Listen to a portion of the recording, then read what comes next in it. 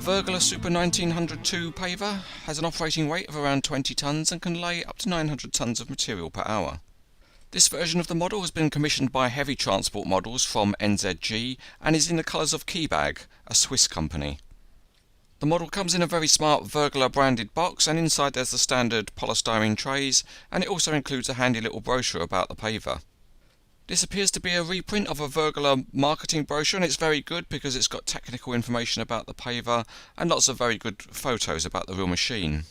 Moving now to have a look at what's inside the box. If we take the lid off, we see that the model is nicely wrapped in some protective paper, and when that's removed the model just lifts out. There's no information about the model and there's no assembly to do because the model is complete out of the box.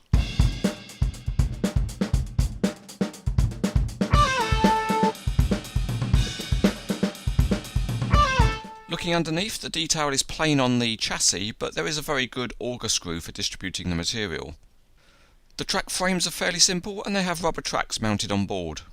At the front, the hopper sides are metal and the main material feed belt is a metal casting also. The engine area has got some high quality grills, an exhaust pipe and some good graphics. A very high quality part of the model is the operator's area with metal handrails and textured floors. And there's an excellent tiny but highly detailed operator's console. Up above is a metal canopy and it's got some nice looking graphics along the edge. The screed continues the high quality approach, it's all in metal with excellent detailing. And at each end there's a detailed control panel. The Kibag colour scheme looks very smart and the graphics are really sharp and clear.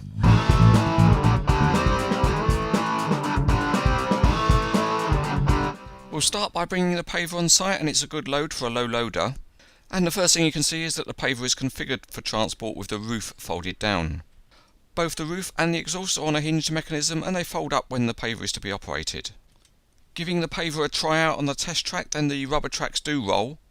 They're a little bit stiff and they really only work in a straight line, but they're good enough, although there's no working rollers on the track frames. At the front there is a pivoting roller bar which engages the truck that loads the paver, although the rollers don't move. But the hopper sides do work and they open and close to force material onto the feed belt. The screed is very well engineered, it's on a good sliding mechanism so it can be set to pave various widths.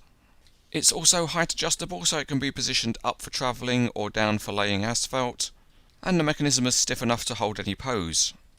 The operator's area features seats which open up on both sides so the operator can get a better view looking forward, and the canopy also has a sliding extension to provide protection for the operator from the sun or rain. Another very neat little feature is that the control console inside is on a rail so it can be slid from side to side to stand in front of whichever seat the operator happens to be using. One feature of a paver model is that it will normally pose well with other models, so here we've got a Mercedes-Benz tipper, and if we set it up to discharge its load it makes an interesting looking display. And if you've always wanted to lay the black stuff, you can even push the paver along and it will push the truck too. Models of Vögele pavers are always high quality and this one from NZG is no exception. The detail and range of features is very good, and this particular version looks good in the colours of Kibag. It's an outstanding model.